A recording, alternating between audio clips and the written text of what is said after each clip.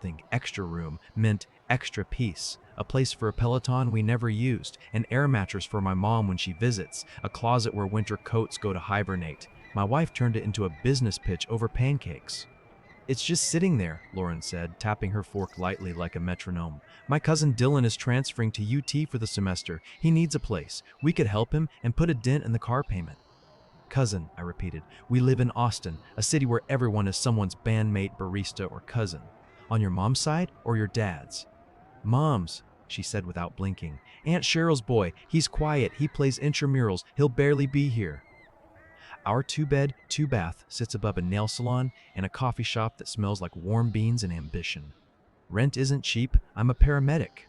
Lauren manages social media for a wellness brand that believes crystals can fix the economy. We weren't drowning, but we weren't surfing either. The idea of cash that didn't require a 12-hour shift was interesting. "We'll need a written agreement," I said, "because my job has taught me two things. Ask the boring questions first, and your gut is a smoke alarm, and we should check the lease." She sighed, not annoyed exactly, just ready to move past paperwork into the movie in her head where her generosity solves everything. "I'll handle it," she said. "He starts next week." He showed up on a Wednesday with one duffel, a guitar, and a cardboard bakery box tied with twine. He was taller than I expected and had that slightly unshaven look you either earn by working nights or curate on purpose. He hugged Lauren like he knew the choreography.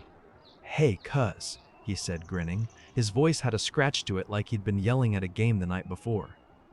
"Dylan," she said warmly, "this is Mark." "Jake," I said, holding out my hand. "Close." "Right. Sorry," he said, but his eyes flicked to Lauren like she'd told him something about me that didn't end with a period. He set the bakery box on our counter. "For the house," he said, popping the lid. A chocolate cake with a glossy finish, gold flakes, and white cursive piped across the top. "Welcome home, babe." I felt the color move out of my face and then return, slow and hot. Lauren laughed too bright, hands up like she could slow the moment down. "Oh my God, that's not for here," she said quickly. They mixed up my order at the bakery. It was supposed to say, "Welcome home, babies," for my coworker's newborn. Weird, right? I told Dylan we'd drop it off after dinner. She looked at him, and something passed between them that I didn't have a name for then. He blinked and nodded, playing along like someone who'd been learning lines on the drive over. "Congrats to the baby," I said. My voice sounded like it belonged to a man watching a parade from behind glass. We cut it anyway. What else do you do when a cake appears in your kitchen with a word you don't want to own? It tasted like sugar and a dentist bill. Dylan ate 2 slices and licked his fork and told a story about Aunt Cheryl that had the details right but the tone off, like someone doing an impression based on a transcript.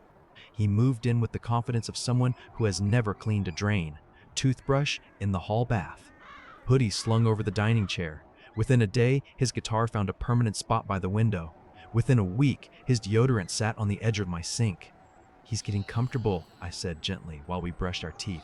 "Lease says no subletting if the landlord finds out." "Stop," Lauren said, spitting, and gave me the look that had ended a dozen arguments before they began. "He's family. We'll square it later. Can you not be the city inspector for 5 minutes?" I swallowed my lecture. It's not romantic to quote a paragraph number at bedtime. Night 3. Dylan's shoes sat under the coffee table like they were learning the room by smell. Night 5. He stood in our kitchen at midnight making scrambled eggs like he was auditioning for a breakfast commercial. No shirt, pajama pants hanging just low enough to have an opinion. Lauren patted out in an oversized sweatshirt and laughed at something he said in a voice I knew from a younger version of us. It was fine. I made it fine. I microwaved leftover carnitas and told myself that not every feeling needs a story yet. 2 weeks in, Lauren started a campaign against my snoring. "You woke me up 5 times, she said one morning, sunglasses on at 7 a.m., like our bedroom had turned into a club. "You've slept through tornado sirens," I said, "and Dylan plays rhythm guitar for the refrigerator." "New rule," she said breezy. "On nights before I have early calls, you crash in the den. It's not punishment, it's logistics." "It's my bed," I said quietly. "I know," she said, not looking at me, "and it's my sleep." The first night on the couch felt like college with better upholstery. The second felt like a demotion. The third was an eviction under a soft blanket. Dylan liked to take long showers. I learned his shampoo brand by its coconut sugar smell. He left damp towels like an apology. Lauren started buying oat milk, which she had never liked before, and a cereal Dylan claimed he needed for macros. Neighbors notice things before spouses admit them. Mrs. Alvarez, 2 doors down, caught me on the stairs and asked how many people live in our place now, eyebrows high enough to make the question a mailing address. Temporary, I said. Cousin. Oh, honey, she said, and patted my forearm like she was checking me for a pulse. Packages started arriving late at night, not the usual Amazon hum of apartment life. Plain boxes with heavy tape and no branding, 3 or 4 between 10 p.m. and 1 a.m. Some nights, a car idled curbside while a man with a baseball cap waited, looking at his phone like he was counting. Dylan would open the door a crack, exchange a box for a smaller box or a handshake, and the car would slide away. Bike parts, Lauren said when I asked. He's flipping vintage stuff for gas money. Bike parts come in the day, I said, and they smell like grease, not perfume. Can you not do cop voice, she said. You're not on duty. I let it go because fights at 1 a.m. add nothing good to a calendar. On a Friday, our landlord, Mr. Morales, texted about a quick filter check. He's a retired teacher who still wears short-sleeve button-downs with pins in the pocket. He likes to inspect his properties himself twice a year, not because he's nosy, but because he doesn't trust the management company to treat buildings like people live in them. Tomorrow at 10, he wrote. Great, I replied, before I could think about whether Lauren would want to be asked. Can we not, she said later, reading over my shoulder. It's messy. He has the right, I said. It's literally in the lease. She chewed her lip and nodded. Fine, I'll tidy.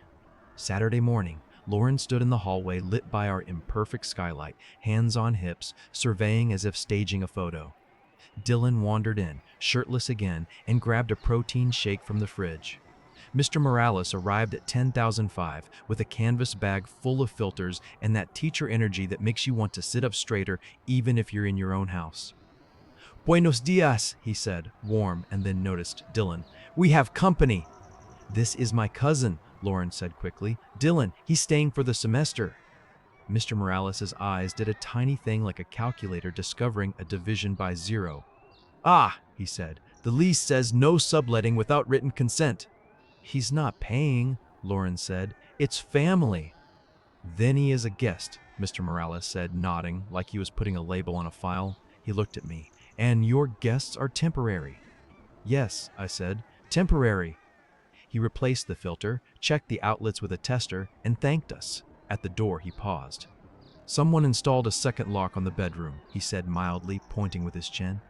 The lease does not allow additional locks. I looked where he pointed. Our bedroom door, which used to have 1 knob and 1 lock, now had 2, a small, discreet slide near the frame. It was loose, Lauren said. Dylan fixed it. With a slide that can't be opened from the outside, Mr. Morales said, still in teacher voice, not cop voice. Please remove it today.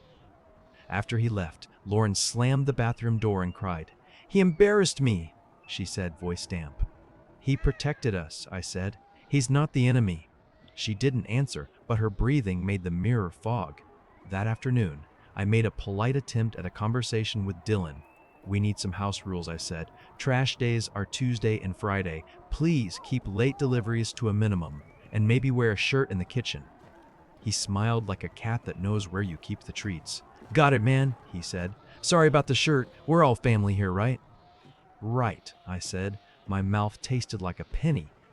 Lauren's group of friends came over that night for games and mocktails, which meant loud laughter and card games with the rules changed to fit the joke. Dylan held court, dealing like he owned the table.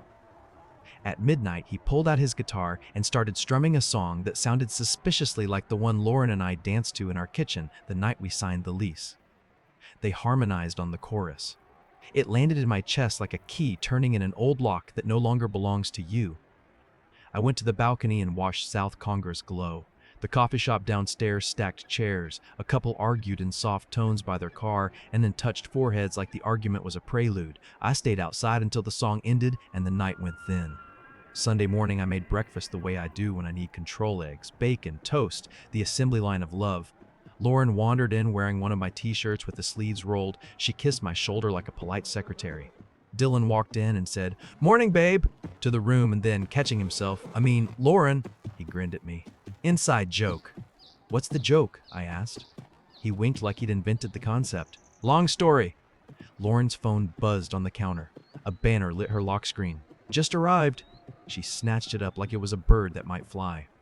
Who's arriving? I asked. Delivery, she said. Groceries. We don't get groceries on Sunday mornings. We go to H-E-B after work like people who still cook on purpose.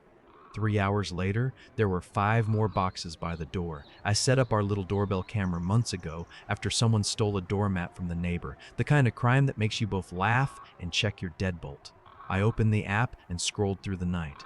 Between midnight and 3, the camera had caught 4 different deliveries, a guy in a hoodie, a girl with a tote, a man in a reflective vest who didn't work for any service I recognize, all handing boxes to Dylan at the door. In 2 clips, money traded hands. In the 3rd, Dylan posed with a package and a photo like he was verifying receipt, then immediately handed it back. I took screenshots because a part of me is older than my face. At dinner, I set my phone on the table and said, "Tell me what this is." No accusation in my voice, just the kind of question an adult asks when he wants an adult answer. Lauren watched the clip of Dylan taking a box. Her face didn't move. "Community marketplace flips," she said. "People here don't want to pay shipping. Dylan lists for them, takes a small fee, then gives the thing to the buyer. It's gigs, don't be classist." "He's selling from our address," I said. "We are the address." "It's fine," she said. "Everyone does this now." Not everyone tells the camera to stop being rude. On Tuesday, a letter slid under the door while we were at work. Mr. Morales left it himself in pen that loops. Notice to cure lease violation. It had words like unauthorized occupant, unapproved lock, nuisance due to increased foot traffic, 30 days to remedy or vacate. I read it twice, then I read it a 3rd time aloud because sometimes hearing paper turns it into reality. Lauren read it, crumpled it, smoothed it, crumpled again. "He's taking it personally because he likes you," she said. "He's always had a weird dad crush on you." "He has a weird crush on compliance," I said, "which I happen to share." Dylan walked in mid-sentence. "What's up?" he asked, reaching for the letter. I placed my hand on it gently, the way you place a hand on a sleeping dog to say, "Stay." "House business," I said. He smirked. "Sounds serious." "Is," I said. After he left the room, Lauren leaned in. "You are making him feel unwelcome," she whispered, "like the walls take gossip to court. He's family." "You keep saying that," I said, "and I keep waiting to meet Aunt Cheryl." She looked away, then back. "You met her at the wedding," she said. "She wore the teal dress." "At our wedding, your aunt in teal was named Susan," I said. Lauren blinked too slowly. "Whoa!" That night, while Lauren showered, Dylan knocked on the den door where I was pretending to read. "Can we talk?" he said, leaning on the frame like every magazine cover about masculinity. "You seem tense." "I'm not tense," I said. "I'm a person whose lease is in jeopardy." He sat on the arm of the chair like the room belonged to him and let his knee touch my shoulder casually. I stood, not dramatic, just away. "You and Lauren," he said, like he was asking about the weather. "Are you good?" "We're married," I said, "so complicated and hopeful." He nodded like he was collecting data for a story he would tell later. "I care about her," he said. "As her cousin," I said. He smiled, slow. "Titles are funny," he said. "They change." "What's your title here?" I asked, because on paper, it's guest. He stood and cracked his neck, then leaned in as if to pick something invisible off my shirt like we were close enough to do that. "Relax, man," he said softly. "You snore. She's tired. I'm here to help." "Help is not what you're doing," I said, each word its own step. "Help is not night deliveries. Help is not changing my locks. Help is not replacing me with a t-shirt and a song." He laughed, not cruel, just confident. "You're not being replaced," he said. "You're being reprioritized." He left me in the doorway with a sentence that felt like a draft of a text he planned to send later. "Wednesday," Mr. Morales called, not texted. "I prefer to resolve things face to face," he said, "but I also document." "I appreciate documentation," I said, surprising neither of us. "I want to fix this." "You remove the extra lock today," he said. "You limit the traffic, and your guest, family or not, needs to be gone by the end of the month unless we sign a formal addendum with references, deposit, and proof of enrollment. I will not be a landlord to a ghost." "I understand," I said. "He's not on the lease. He shouldn't be here." I hung up and looked at the wall where our wedding photo hangs. Lauren in a dress that made my lungs forget how, me in a suit I still keep dry cleaned out of respect. In the picture, we are walking down the aisle through thrown lavender, both of us looking forward in the same direction. In our real apartment, Lauren was looking in the direction of the den where I now slept. I took a screwdriver to the bedroom slide while Lauren was out for drinks with the girls. The lock popped off cleanly, 2 holes left like eyes surprised to be open. I put the screws in a bag and the bag in the drawer. 10 minutes later, the doorbell camera pinged. Another late night drop, this one bigger, 2 men carrying a box between them like a piece of furniture. Dylan signed on a phone, then started to drag the box inside. He saw the missing lock through the open bedroom door. He froze. He looked up at the camera and smiled directly into it like a person who knows where every lens is. Later, after midnight, I heard a whisper fight in the hallway. "You promised," Lauren said, a hiss. "I didn't promise him anything," Dylan whispered back. "He's soft. He'll fold. He always folds." "I told you not to say that," she said. "He can hear." I could, and I felt something in me, a hinge maybe, stop trying to swing. Thursday morning, Lauren made coffee and spoke in a language of peace offerings. "I booked Mr. Morales a gift card to that breakfast place he likes," she said. "We'll call it a misunderstanding. I'll tell him the boxes are for a charity." "We are the charity," I said, "and I'm done being one." "Don't do this," she said quietly. "Don't turn our life into a checklist." "It turned itself," I said. "I'm just reading it." I skipped dinner that night and sat in my car 2 blocks away until my pulse understood the assignment. When I came back, the apartment smelled like takeout and tequila. Laughter, a song I used to have on a playlist for us. I stood outside the door and watched the peephole glow. I listened to my own breath until it didn't belong to me. I opened the door. Dylan stood in the kitchen, arms slung over Lauren's shoulders, a casual half hug that said 100 things without involving a single word. She didn't move his hand. He didn't move it either. Their bodies had that lazy familiarity of people who have already explained something to themselves and are done explaining it to anyone else. "Hey," Lauren said, too bright, "you're home." "I live here," I said. "Feels like all of us do," Dylan said, smiling. He squeezed her shoulder once, a small pulse of possession, then let go. I walked to the counter, picked up my glass, and set it down. My hands were steady. That felt like a mercy. "Dylan," I said, "you have until the end of the month. After that, anything you leave goes in the hall. Mr. Morales is inspecting. The lock is gone. The deliveries stop now." He rolled his eyes like a teenager. "Okay, Dad." "I'm not your dad," I said. "I'm the person on the lease." He looked at Lauren, then back at me, and, for the first time, a shadow of calculation crossed his face.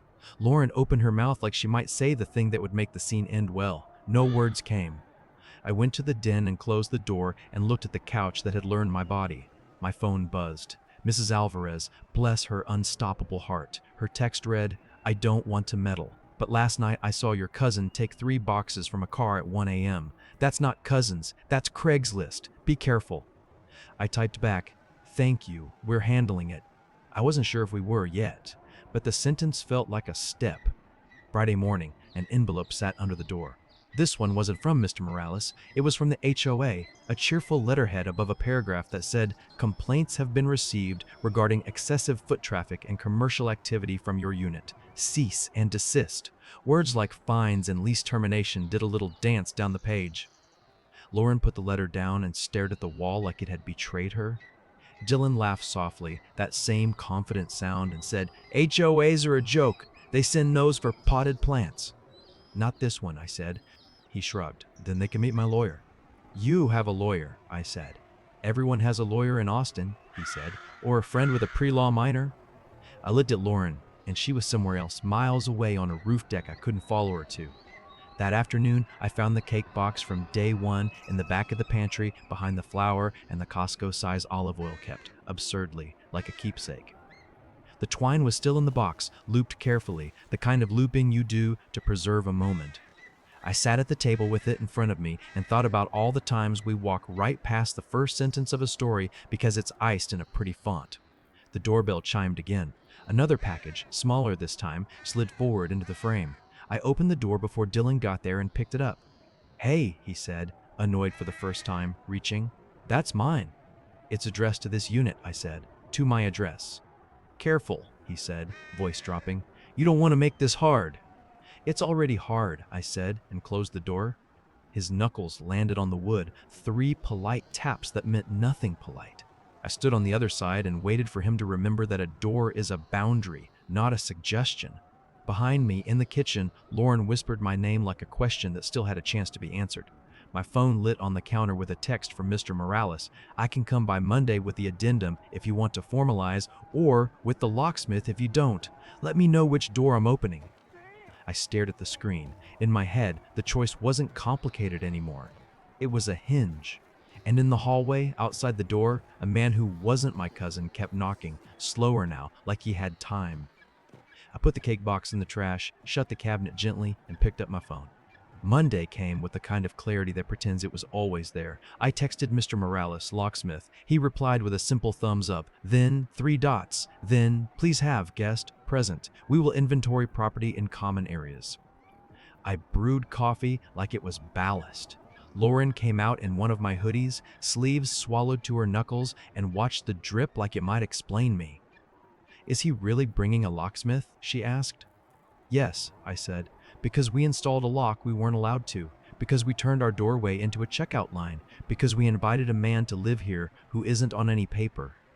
Her face tightened, then smoothed into something I used to misinterpret as composure. You're not wrong, she said. You're just thorough.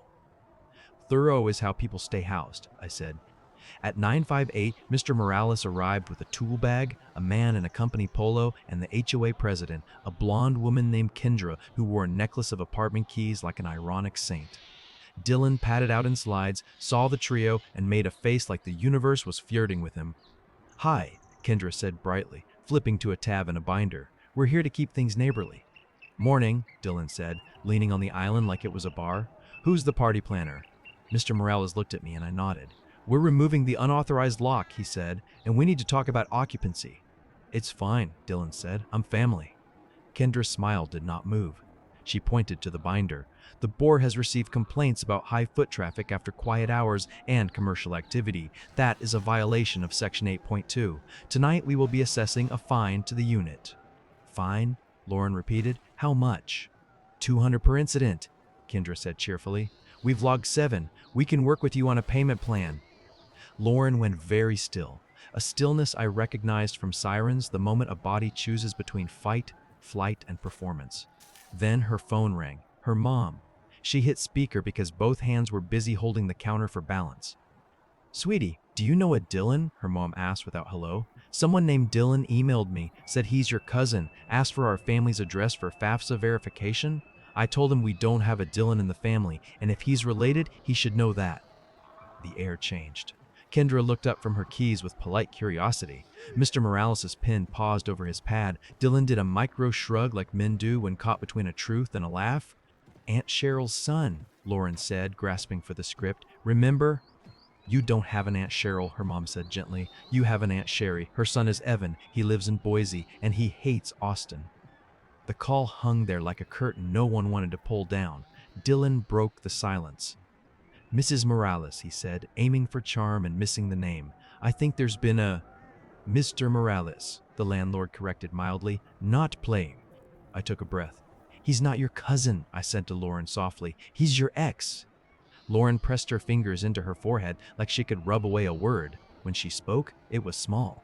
We dated a long time ago, she said. It doesn't matter. Titles are funny, Dylan echoed from the other day, almost amused. Mr. Dylan, Mr. Morales said, switching into teacher cadence. Are you a student at UT? Yes, Dylan said without blinking. Kendra's eyebrows went up. Great. Student ID and current enrollment letter, please. Dylan's mouth opened and closed. Their system is down, he said. UT's system, Kendra said, making a note. Right. The locksmith had the slide lock off in under a minute.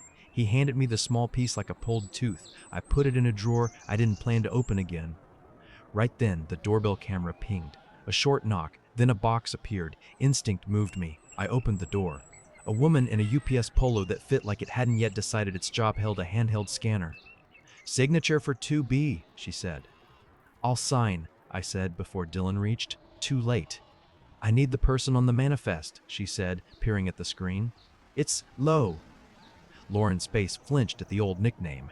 Dylan's eyes flicked to her in that way that men use instead of an apology. Kendra stepped forward politely.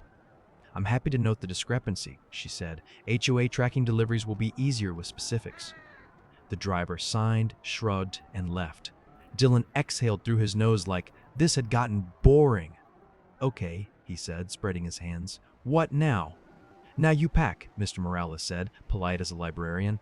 "I'll give you until sundown. After that, I call a constable for a civil standby, and we place your things in the corridor."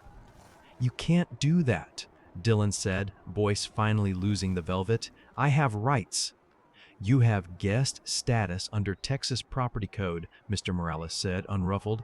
"Guests don't sign leases. Guests say thank you and leave." Dylan looked at Lauren like it was her line. She didn't meet his eyes. Instead, she looked at me, something wild and pleading unfurling in hers. "Jake, please," she said. "Not like this. Not with a parade." "Then help him pack," I said. "Make it quiet." Dylan's jaw clicked. "You win," he said to me, cold. "Congrats." "Not winning," I said. "Ending." He zipped his duffel like it owed him money, shoved in the guitar, grabbed his deodorant off my sink, swept chargers and hoodies off chairs with the efficiency of a man who has moved out of a lot of places fast. At the door, he paused, pivoted, and went to the pantry. He pulled out the cake box. It was gone. He frowned at the trash. I stood still. He smirked, the last petty performance, and left.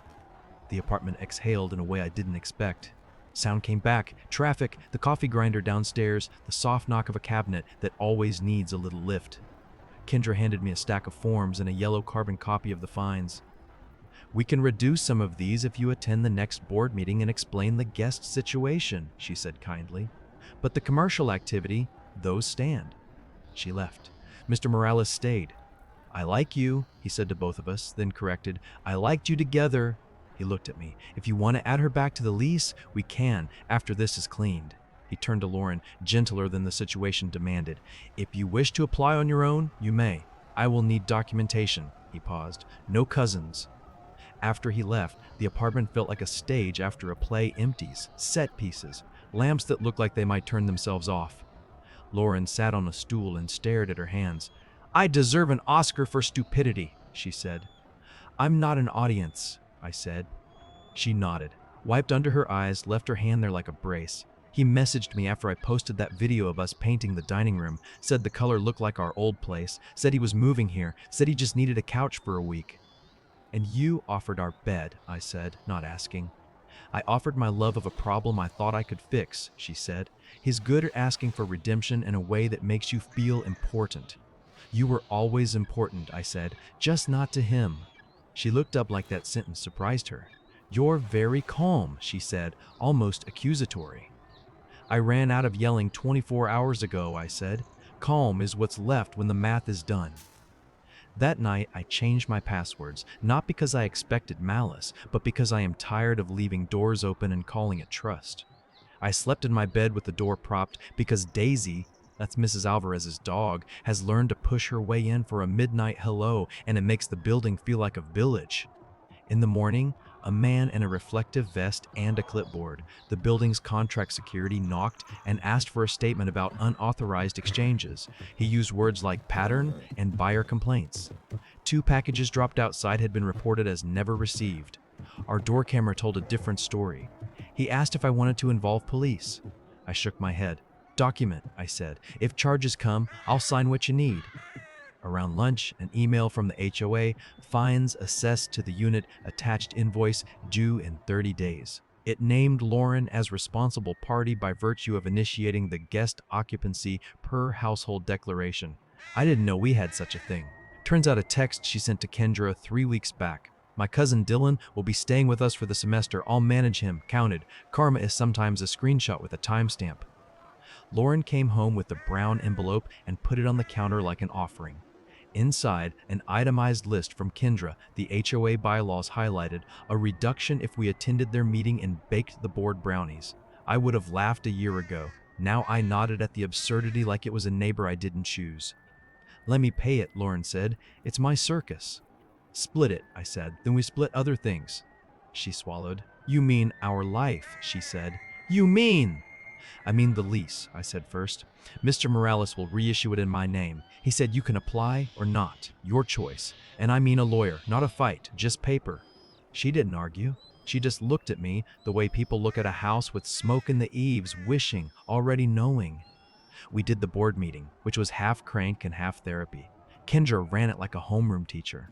I spoke in nouns: unauthorized lock removed, guest departed, delivery ceased, notice acknowledged. Lauren apologized without adjectives. 2 fines were waived, 5 remained. We paid them. Kendra hugged us because HOA presidents are just people who like rules and potlucks, and then told me her babysitter was pre-law and could notarize anything. I told her I'd keep that in mind. Mr. Morales came with the new lease 2 days later. He brought empanadas because paperwork tastes better with something in your hand.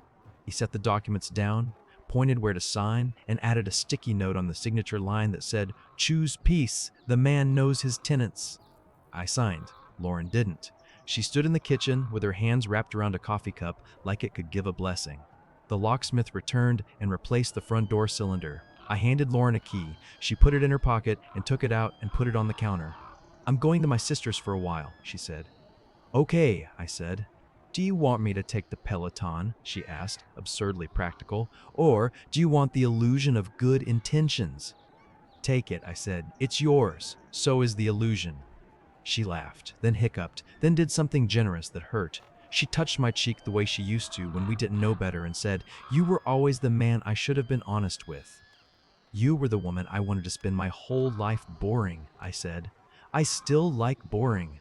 She left with 2 suitcases, a plant that only listens to her, and the sweater she knows I love to borrow. The apartment felt bigger, the bedroom felt true. I slept through the night without dreaming I was a hallway.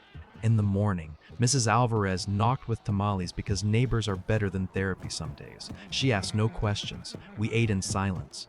Daisy licked my knee and then the plate. On her way out, Mrs. Alvarez said, "You did right. You were kind. Those are different skills."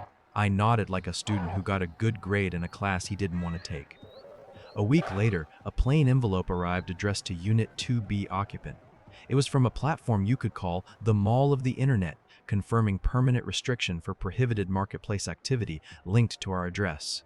It included language about multiple accounts, misuse of porch pickup, and returns fraud. It wasn't addressed to Dylan, it was addressed to Consequence. I sent a photo of the letter to Lauren. She replied, "Thank you. Then, why does being wrong take so long?" I didn't answer because some questions want a poem and I only had spreadsheets. I hired a lawyer named Emery whose office smelled like lemon cleaner and well-used printers. She listened, drafted a no-fault separation agreement, and added a clause prohibiting either of us from hosting guests for more than 3 consecutive nights without written consent until the divorce finalized. "Consider it a boundary with a stamp," she said. "Judges like stamps." Lauren signed. We divided our small empire like people who still want the other to have chairs. She kept the wedding china we never used. I kept the knives that have already learned my coconut hand. No alimony, no drama. Her fines were her own. She paid them. The HOA sent me a welcome email that read like a hymn to compliance. On a Saturday in late spring, I went down to the coffee shop and the barista said, "Back to black drip," because the oat milk era was over.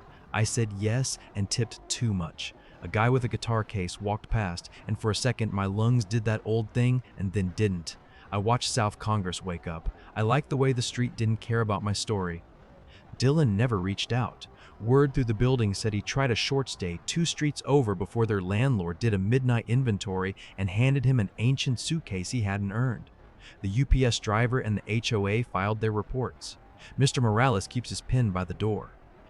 Lauren texted me a photo 2 months later from a rental with afternoon light and an empty wall. "No extra locks," she wrote.